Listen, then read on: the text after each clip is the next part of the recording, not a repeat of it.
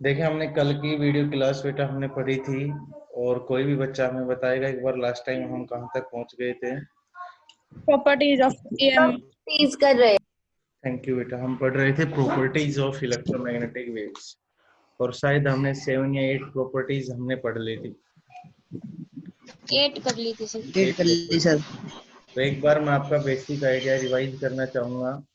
जो हमने प्रॉपर्टीज पढ़ी थी उसके अंदर हमने पढ़ी थी कि इलेक्ट्रोमैग्नेटिक वेव्स है बेटा, उनको चलने के लिए does not require any medium. उसको चलने के लिए किसी मीडियम की जरूरत नहीं होती है। एक प्रॉपर्टी हमने यही पढ़ी थी। इलेक्ट्रोमैग्नेटिक वेव पैदा होती हैं बेटा, वो पैदा होती हैं ऑसिलेटिंग चार्ज से। एक प्रॉपर्टी पढ़ी थी इलेक्ट्रोमैग्नेटिक वेव का जो नेचर होता है वो ट्रांसवर्स नेचर होता है। इलेक्ट्रोमैग्नेटिक वेव मोमेंटम और एनर्जी शो करती हैं और मोमेंटम का फॉर्मूला P बराबर U बटा C हमने लिखा था। इलेक्ट्रोमैग्नेटिक वेव का जो क्रॉस प्रोडक्ट ई वेक्टर और बी वेक्टर है ये डायरेक्शन ऑफ प्रोपगेशन बताता है कि किस डायरेक्शन में आपकी वेव चलेगी। उसके बारे में बताने वाला कौन है? आपका ये वेक्टर है। ये प्रॉपर्टी बेसिक प्रॉपर्टी बेटा हमने पढ़ी थी। एक प्रॉपर्टी हमने पढ़ी थी सी होता है वो 1/म्यू नॉट और एप्सिलॉन नॉट के बराबर होता है। एक हमने पढ़ा था बेटा सी जो होता है वो E0/B0 के बराबर होता है। तो ये बेसिक बातें हम बेटा हम अच्छे से पढ़ चुके थे। ये इलेक्ट्रोमैग्नेटिक वेव्स की प्रॉपर्टीज के अंदर आती थी। अब मैं आपके सामने बात करता हूँ और वो अपने पास दूसरी टर्म निकल के आती है इसकी नेक्स्ट। एक बार सभी बच्चे माइक को ऑफ कर लें और ध्यान से अच्छे से एक बार देखें कि हम नेक्स्ट प्रॉपर्टी जो पढ़ने जा रहे हैं उसके अंदर क्या है। तो सबसे पहले बात करते हैं हम नेक्स्ट प्रॉपर्टी की और वो देखें बेटा। नेक्स्ट प्रॉपर्टी आपके पास है 9th, intensity of electro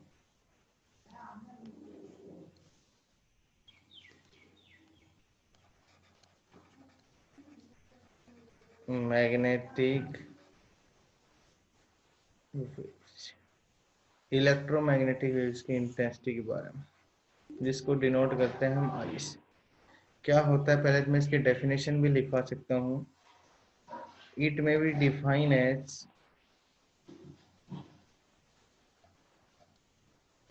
define as energy crossing per unit area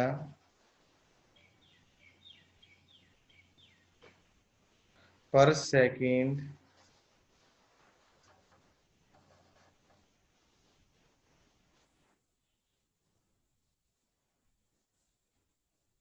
during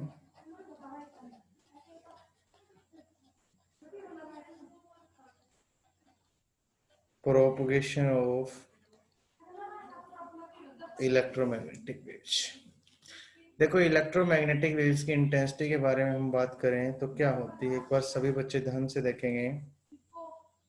माना कि अपने पास कोई इलेक्ट्रोमैग्नेटिक वेव्स इस एरिया से पास करवा रहे हैं, इस एरिया से हमें इलेक्ट्रोमैग्नेटिक वेव्स पास करवानी है। सपोज दैट हमने डायग्राम बनाया है तो आप खुद कहने वाले हो बेटा कि इलेक्ट्रोमैग्नेटिक वेव की जो स्पीड है वो वेलोसिटी ऑफ लाइट के बराबर होती है, c के बराबर होती है। ठीक है, मान लो यहाँ से और यहाँ तक जाने में उसको डेल टी का टाइम लगता है। कितना टाइम लगता है? डेल टी, इस इलेक्ट्रोमैग्नेटिक वेव को चलने में। तो ये टोटल डिस्टेंस में बोलो मैं आसानी से लिख सकता हूँ, क्या बन जाएगी अपने पास? c del T. बोलो समझ में आया कि नहीं आया? कि टोटल डिस्टेंस निकालो तो स्पीड इनटू क्या करोगे बेटा? टाइम। और इसकी स्पीड कितनी है? c।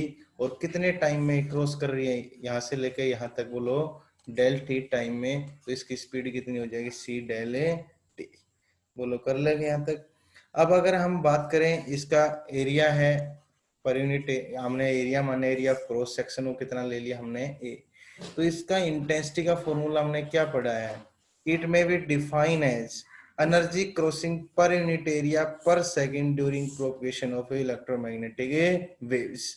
तो देखें energy U, per unit area A और पर यूनिट टाइम के लिए T। तो आई की वैल्यू क्या निकल के आएगी अपने पास, U upon A del of A T. बोलो कर सकते हैं कि नहीं कर सकते हैं। तो I is equal to energy divided by area और इनटू डेल टी। इसकी डेफिनेशन के अकॉर्डिंग है crossing energy per unit area per second during of propagation. तो जब भी अगर इंटेंसिटी आपसे निकलवाएगा तो कभी भी आप निकाल सकते हो एनर्जी बटा एरिया इनटू डेल टी। बोलो आ जाएगा कि नहीं आ जाएगा। ये होती है बेटा इंटेंसिटी ऑफ इलेक्ट्रोमैग्नेटिक वेव्स के लिए फॉर्मूला। कर लोगे बेटा इसको, बोले। Yes, sir. नेक्स्ट प्रॉपर्टी लिखें। नेक्स्ट प्रॉपर्टी अपने पास आती है, इफ द, सर माइक क्या कह रहे हो बेटा, आवाज क्लियर नहीं आई आपकी। बंद करो तो सर इनकी। माइक म्यूट कर दें।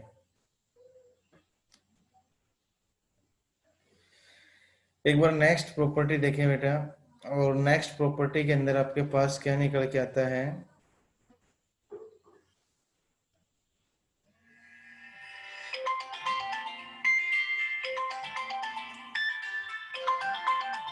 नेक्स्ट प्रॉपर्टी में आपके पास आता है if the electromagnetic waves is totally reflected, then momentum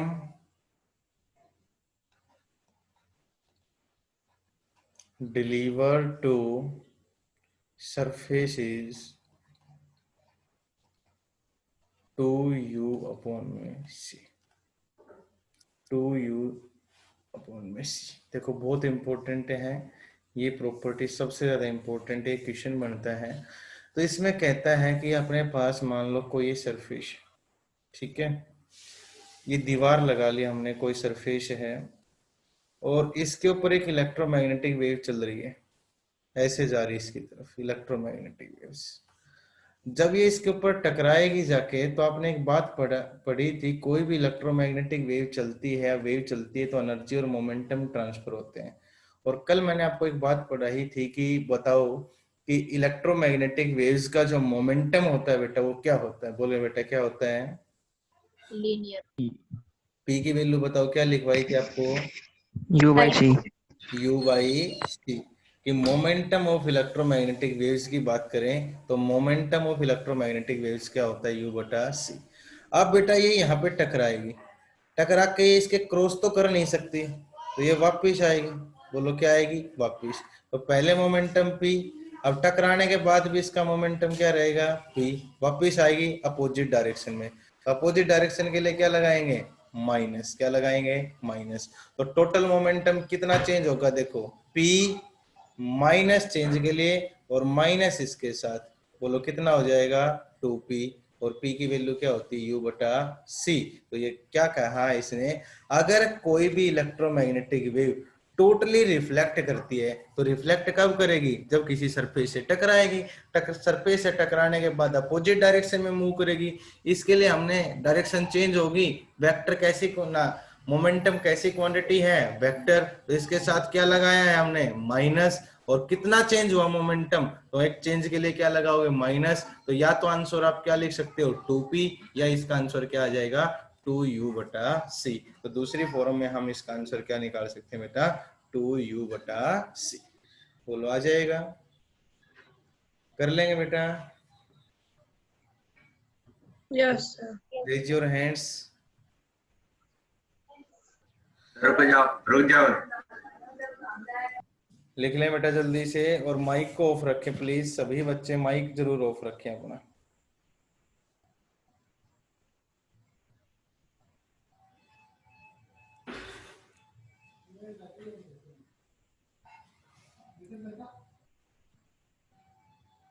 rough कर दो बेटा।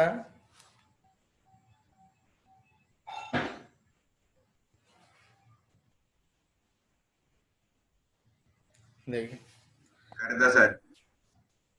नेक्स्ट आपके पास आती है, और नेक्स्ट प्रॉपर्टी जो इसके पास आएगी 11th प्रॉपर्टी, वो ध्यान से देखें बेटा। 11th प्रॉपर्टी में कहता है total average energy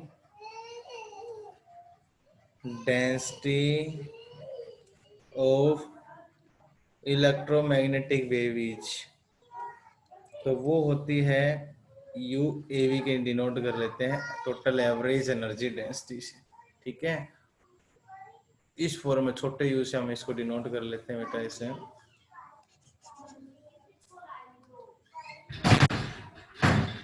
U A V, और ये बराबर होती है you E plus U P. देखो हमने एक बात पढ़ी है कि इलेक्ट्रोमैग्नेटिक जो वेव है वो दो इलेक्ट्रिक फील्ड और मैग्नेटिक फील्ड के कॉम्बिनेशन से बनी है। तो average energy density of electric field और average energy density of magnetic field. तो आपने energy density of electric field में एक फॉर्मूला पढ़ा होगा, जिसको मैं यहाँ पे लिख देता हूँ। Energy density of electric field के लिए होता है 1/2 एप्सिलॉन नॉट ई स्क्वायर, और मैग्नेटिक फील्ड के लिए बेटा होता है 1/2 म्यू नॉट और बी स्क्वायर। ये याद रखने हैं आपको। अगर मैं आपसे कहूँ कि average energy density of electromagnetic waves क्या होती है, तो इलेक्ट्रिक फील्ड की तो ये होती है बेटा, और मैग्नेटिक फील्ड की ये होती है। ठीक है, ये फॉर्मूले होते हैं जो हम पहली यूनिट में पढ़ चुके हैं इलेक्ट्रिक फील्ड में, और एक थर्ड यूनिट में। Average energy density for electric field हम पढ़ चुके हैं 1/2 एप्सिलॉन नॉट ई स्क्वायर, और मैग्नेटिक फील्ड के लिए यही वैल्यू हो जाएगी 1/2 बी स्क्वायर, और अपॉन में म्यू नॉट क्या आएगी, म्यू नॉट। तो total average energy density of electromagnetic waves की अगर पूछे तो इन दोनों का हम क्या करेंगे, सम करेंगे। तो नेक्स्ट प्रॉपर्टी बेटा आपके पास ये आती है। ठीक है, दूसरा हम एक बात करते हैं, इसके नीचे एक नोट बना लें और उसके अंदर आप लिखें। ये आपकी प्रॉपर्टी तो बेटा खत्म हो गई है, और नोट के अंदर मैं एक पॉइंट लिखवा रहा हूं, उसको देखें। रेशो ऑफ ओमेगा बटा के for a travelling wave is its speed. ये क्वेश्चन भी बहुत इंपॉर्टेंट है कि किसी इलेक्ट्रोमैग्नेटिक वेव्स की अगर स्पीड निकालनी हो तो आपको निकालना पड़ेगा ओमेगा बटा के। आपने +1 क्लास में वेव की इक्वेशन पढ़ी थी बेटा, y बराबर ए साइन ओमेगा टी प्लस के एक्स, बोलो पढ़ी थी। और एक पढ़ते थे ओमेगा टी माइनस के एक्स, बोलो पढ़ते थे कि नहीं पढ़ते थे। ठीक है, तो आप कोई भी वेव है उसकी इक्वेशन क्या होती थी, y बराबर ए साइन ओमेगा टी प्लस के एक्स। ओमेगा अपने पास यहाँ पे एंगुलर वेलोसिटी होती थी, और के यहाँ पे होता था वेव नंबर। के को क्या लिखते थे, 2 पाई लैम्बडा, याद हो। के होता था बेटा यहाँ पे वेव नंबर 2 पाई/लैम्बडा, और ओमेगा क्या होता था 2 पाई/टी, यही वैल्यू। और इस इक्वेशन को ऐसे भी लिख सकते थे, y बराबर ए साइन 2 पाई/टी इंटू टी प्लस 2 पाई/लैम्बडा, और इंटू क्या कर लेते थे, ये क्वेश्चन बोलो आ जाती थी। तो हम इस वेव की क्वेश्चन को यहाँ से भी कंपेयर कर सकते हैं और यहाँ से भी कंपेयर कर सकते हैं। और अगर ओमेगा बटा के करते हैं, ओमेगा बटा के, तो कहता है इसकी क्या निकल के आती है, स्पीड। ये इसका एक्सप्रेशन है बेटा, और आपको ये फॉर्मूला याद रखना है। तो किसी भी इलेक्ट्रोमैग्नेटिक वेव्स की अगर हमें स्पीड निकालनी है तो हमें क्या लिखना पड़ेगा, यहाँ पे ओमेगा बटा के। ठीक है, यहाँ तक का एक बार सभी बच्चे उतार लें बेटा। उतार लिया है बेटा, एक मिनट रुक जाओ। उतार लेंगे। उतार लिया सर। थैंक यू बेटा। एक बात बोलो ना, हमने आगे कुछ नहीं लिया। हाँ, ये वाली मुझे बता दिया हमने कितना ले लिया।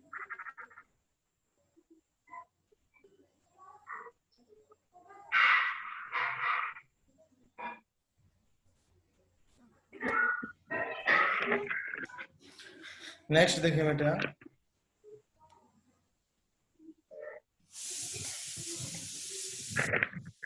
ये थी बेटा आपके पास इलेक्ट्रोमैग्नेटिक वेव्स की डेफिनेशन और इलेक्ट्रोमैग्नेटिक वेव्स की आपके पास प्रॉपर्टी, दो चीज आपने पढ़ी है। अब मैं आपके सर कल सामने, आपने एक property the electromagnetic waves are not deflected by, ये छुटवा दी थी, वो लास्ट में लिखवाएंगे इसको। हाँ बेटा ये आपने सही टाइम पे याद दिलाया है। आगे इलेक्ट्रोमैग्नेटिक वेव्स हैं they not deflected by electric field and magnetic field. Electromagnetic waves हैं वो इलेक्ट्रिक फील्ड और मैग्नेटिक फील्ड के द्वारा भी डिफ्लेक्टेड नहीं होती हैं। पैदा होने के बाद कहीं भी रखो उनके ऊपर कोई भी फर्क नहीं पड़ता। ये नोट का ही पॉइंट था कि electromagnetic waves are not deflected by electric field and magnetic field. Electric field और मैग्नेटिक फील्ड से डिफ्लेक्टेड नहीं होती। हाँ ये लिख सकते हैं बेटा आप। अब बेटा आप यहाँ पे हम पढ़ने जा रहे हैं और वो अपने पास है इलेक्ट्रोमैग्नेटिक स्पेक्ट्रम। और इलेक्ट्रोमैग्नेटिक स्पेक्ट्रम क्या है उसके नीचे आपको देखना है कि इनको अरेंज करना है इनकी फ्रीक्वेंसी और वेवलेंथ के अकॉर्डिंग। और इसको ध्यान से देखें, electro magnetic spectrum. Electromagnetic spectrum की बात करूं मेरे पास क्या होता है, माइक ऑफ कर लें बेटा प्रत्येक बच्चा। इलेक्ट्रोमैग्नेटिक स्पेक्ट्रम क्या होता है देखें,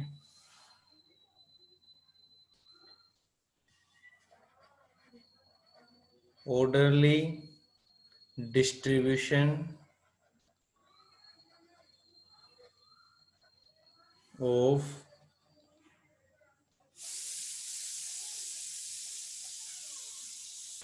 electromagnetic radiation according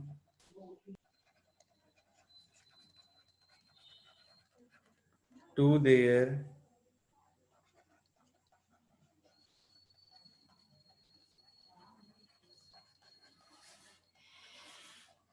wavelength and frequency is called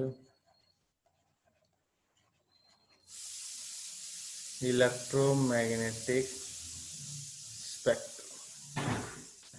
ये डेफिनेशन होती है बेटा कि इलेक्ट्रोमैग्नेटिक वेव्स को उनकी फ्रीक्वेंसी और वेवलेंथ के अकॉर्डिंग आपको अरेंज करना क्या कहलाता है, electromagnetic spectrum. Orderly distribution of electromagnetic radiation, electromagnetic radiation का किसी एक पर्टिकुलर ऑर्डर में वेवलेंथ और फ्रीक्वेंसी का पर्टिकुलर ऑर्डर बनाएं तो उस ऑर्डर को हम कहते हैं इलेक्ट्रोमैग्नेटिक स्पेक्ट्रम। एक बार सभी बच्चे इस डेफिनेशन को उतार लें और फिर आपके सामने मैं करवा रहा हूं, उस स्पेक्ट्रम को आप अच्छे से लिखें।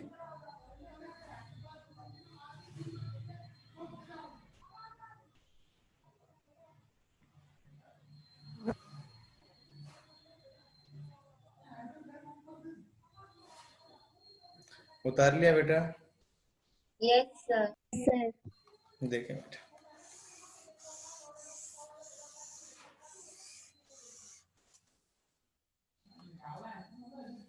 देखिए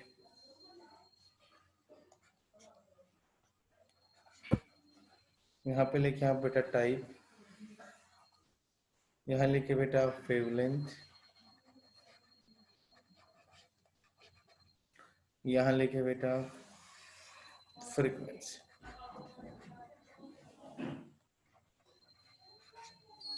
फ्रीक्वेंसी ये आपके पास वैल्यू है बेटा।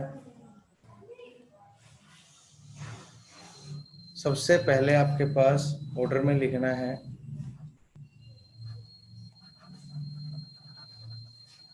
Radio waves. दूसरे नंबर पे आपको लिखना है बेटा, ये ऑर्डर बिल्कुल जैसे लिखवा रहे हैं वैसे आपको लिखना है माइक्रोवेव।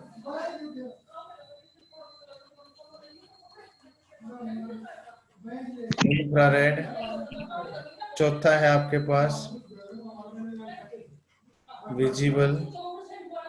पांचवा आपका है यूवी। छठा है बेटा आपके पास एक्सरे, गामा रे,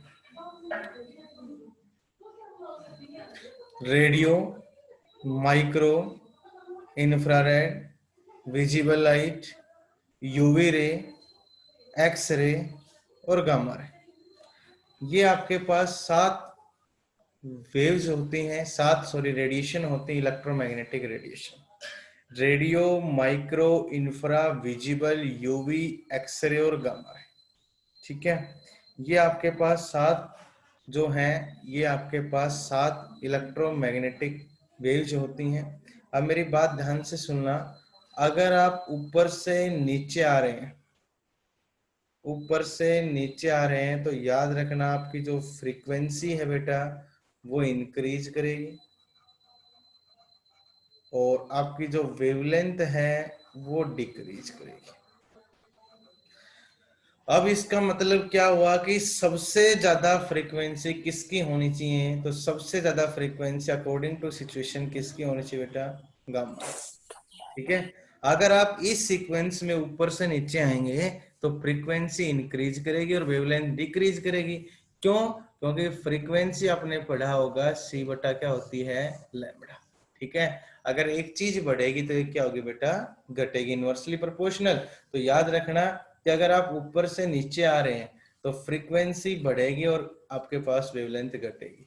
तो पहला क्वेश्चन तो आपको यही देगा कि 3-4 आपको इलेक्ट्रोमैग्नेटिक वेव देगा और उसको कहेगा अरेंज इन असेंडिंग और डिसेंडिंग ऑर्डर ऑफ फ्रीक्वेंसी और वेवलेंथ। इसके अकॉर्डिंग आपको क्या करना है? अरेंज करना है। तो radio, micro, infra, visible, UV, X ray और गामा रे, ये आपको ऑर्डर हमेशा परमानेंट यही रखना है। और जैसे जैसे आप ऊपर से नीचे आएंगे आपकी फ्रीक्वेंसी इंक्रीज करेगी और वेवलेंथ आपकी डिक्रीज करेगी। ठीक है, दूसरी टेबल के अंदर मैं आपको लिखवा रहा हूं, वो लिखते जाएं वेवलेंथ के लिए। अब वेवलेंथ के लिए बात करते हैं तो रेडियो वेव्स की वेवलेंथ हमेशा ग्रेटर देन 0.1 मीटर होती है। इसकी बात करूं बेटा तो 0.1 मीटर से एक आपके पास होती है। इसकी अगर मैं बात करूं थर्ड नंबर पे तो 1 से 700 नैनोमीटर होती है। इसकी अगर बात करें बेटा तो 700 नैनोमीटर से 400 नैनोमीटर होती है। इसकी अगर बात करें बेटा 400 नैनोमीटर से 1 नैनोमीटर होती है। और इसकी अगर बात करें तो 1 नैनोमीटर को आगे ले आओ, 1 नैनोमीटर से 10 की पावर माइनस 3 नैनोमीटर होती है।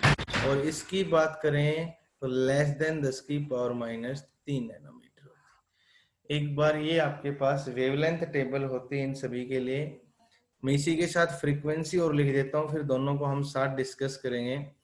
फ्रीक्वेंसी की अगर बेटा मैं बात करता हूँ तो इसके लिए लिखे 10⁵ टू 10⁹ हर्ट्ज, 10⁻⁹ हर्ट्ज से 10⁻11 हर्ट्ज, 10⁻11 से 10⁻14 हर्ट्ज, ये वैल्यू होती है।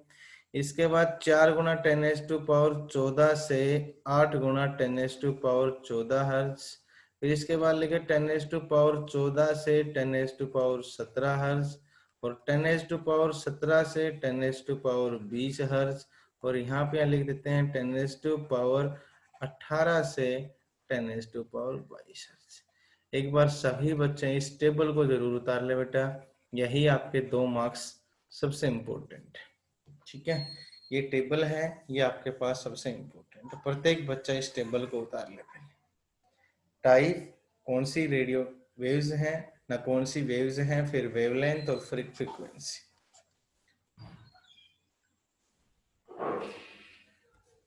उतार लिया है बेटा? Yes sir. बेटा एक बात जरूर याद रखें कि कभी भी लाइन डिसमैच ना हो जाए, ऊपर नीचे फ्रीक्वेंसी और वेवलेंथ ना हो जाए, तो अच्छे से ध्यान से देख के उतार लें। आप 2 मिनट का समय ज्यादा ले सकते हैं लेकिन लाइन को डिसमैच नहीं करना है आपको।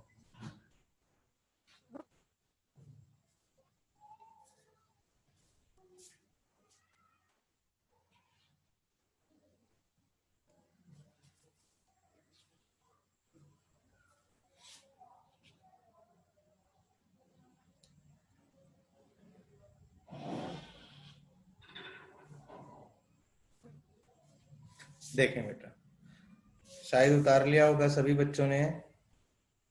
Yes sir. सर। तो एक बार ध्यान से देखें, और मैं आपको दोबारा से एक बार इसको बता रहा हूँ, 3-4 बार जब आप इस टेबल को लिखोगे तो आपको बिल्कुल याद हो जाएगी टेबल। तो सबसे पहले जो अपने पास रेडियो वेव्स आती है बेटा, फिर माइक्रोवेव, फिर इंफ्रारेड, फिर विजिबल लाइट, फिर यूवी, फिर एक्सरे और फिर गामा रे। यही मैंने आपके इलेक्ट्रोमैग्नेटिक वेव्स के एग्जाम्पल लिखाए थे। अगर आप ऊपर से नीचे आते हैं तो सबसे फ्रीक्वेंसी है वो धीरे धीरे इंक्रीज करती आएगी, वेवलेंथ घटेगी। तो इसका मतलब यहाँ पे कई क्वेश्चन अराइज हो जाते हैं कि रेडियो जो वेव्स है इसकी बात करें तो इसकी वेवलेंथ सबसे ज्यादा होती है, ठीक है। और सबसे कम वेवलेंथ किसकी होगी, आपके पास गामा की। क्योंकि देखो वेवलेंथ जैसे जैसे नीचे आए तो घटती जा रही है, तो सबसे ज्यादा किसकी होगी, रेडियो, और सबसे कम किसकी होगी बेटा, गामा। और अगर फ्रीक्वेंसी की बात करें तो उल्टा हो जाएगा, सबसे कम किसकी होगी, रेडियो, और गामा की फ्रीक्वेंसी सबसे क्या होगी, ज्यादा। तो इनको आपको असेंडिंग और डिसेंडिंग ऑर्डर में लिख सकता है। जैसे आपको यही दे दे कि सबसे पहले रेडियो वेव्स, दूसरा आपको दे दे माइक्रोवेव्स, तीसरा मान लो आपको दे दे इंफ्रारेड, तो आपको कहे कि आपको इसको असेंडिंग ऑर्डर ऑफ फ्रीक्वेंसी लिखना है, आपको इंक्रीजिंग ऑर्डर ऑफ फ्रीक्वेंसी लिखना है, ठीक है। तो सबसे कम बेटा किसकी होगी, रेडियो, उससे ज्यादा फिर बोलो किसकी होगी, माइक्रो, फिर किसकी होगी, इंफ्रा, तो सबसे ज्यादा बोलो किसकी होगी, इंफ्रारेड। हम